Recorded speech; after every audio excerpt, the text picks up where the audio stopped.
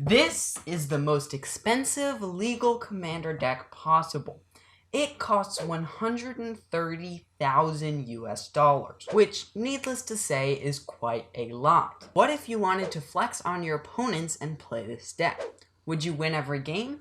Well, no. You would probably lose every game. This is for a variety of reasons. One of the biggest reasons, though, is the fact that this deck has 72 lands. Now, you may be wondering why I'm running 72 lands, and the reason for that is because of this island. This island is worth $850, and there are only 41 other cards in Magic that are worth more than $850. So, we run those and 59 islands. The commander of this deck is Sliver Queen, who is worth $455. Sliver Queen is both the most expensive commander and 5 colors, so a great option. The most expensive card in our deck is Liliana Dreadhorde General, who is $7,500 with the pre-release stamped foil alt art Japanese version. It costs $7,500 according to TCG Player Market Price, but if you actually wanted to buy it, you would have to pay $15,000, as that's the only listing I could find. But that price is unreasonably high and just taking advantage of the fact that that's the only place you can buy it. So for this video's purpose, we will count it as $7,500. But what if we wanted to run a version of this deck with a reasonable amount of lands? Well, our new version would be worth $115,000, which is quite a lot, but $15,000 cheaper than the previous version. So how would this deck play? Well, to be honest, it's hard to know. It's basically a good stuff deck, and the sheer amount of powerful cards should make it perform fairly well. But it actually goes both ways.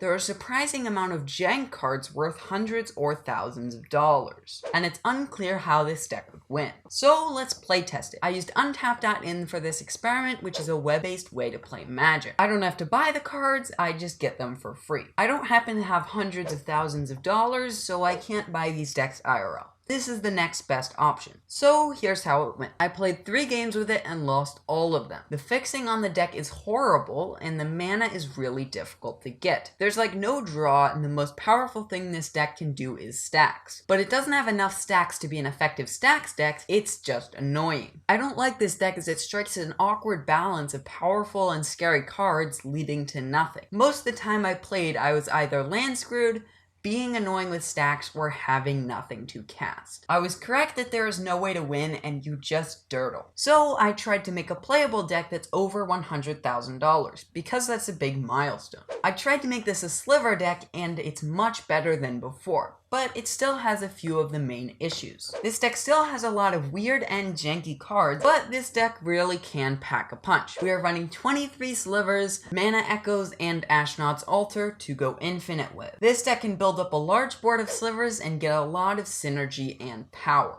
Judging this deck in power level was very difficult, but my best guess is mid-power. Although when opponents see $1,000 cards, they will rightfully be scared. This version of the deck is the most expensive deck possible, but only with cards' cheapest versions, just in case you don't like bling. This way, we are looking at the cards that function the same in-game, not the foil, alt art, pre-release, old cards. This deck costs $46,895 and looks very different from the others. It does a much better job at filtering out jank compared to everything else, because the weird old cards that have expensive versions get filtered out. It only has 22 lands though, so it doesn't work if you were to actually play it. But what if we run a reasonable amount of lands? We have the most expensive deck possible, but with the cheapest versions and reasonable lands. This version costs $45,000. This turned out surprisingly well,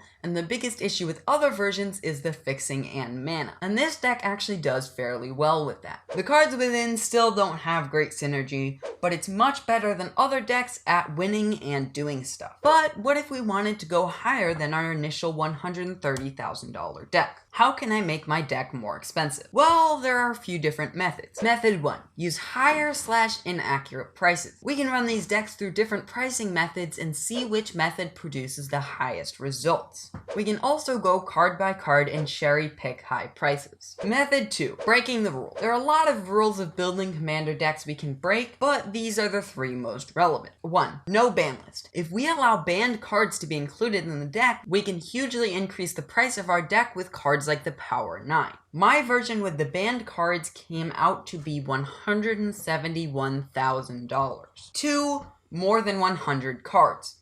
Commander is a format that makes you run exactly 100 cards, including your commander. No more, no less. If you allow someone to run any amount of cards, that means the deck has no limit to its potential price. Because of cards, that any number of copies can be run. We can run an infinite amount of copies of these and have an infinite price. The only limit being the number of those cards printed.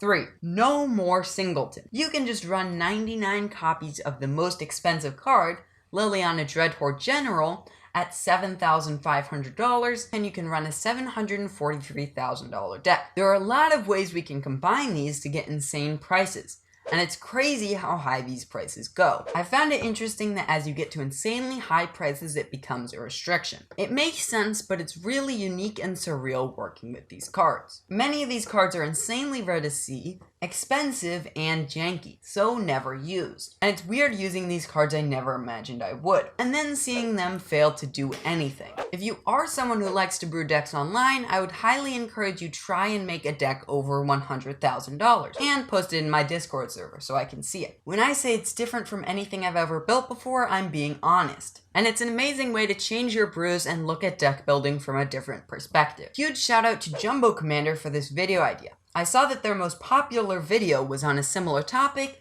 so I made my own twist on it. The link to that video and Jumbo Commander will be in the description. I will most likely do a video on the cheapest commander deck possible and how low budget can go. Although I think that will be much more practical. So if you want to see that when it comes out, be sure to subscribe with notifications on. Thank you for listening, and I will see you next time.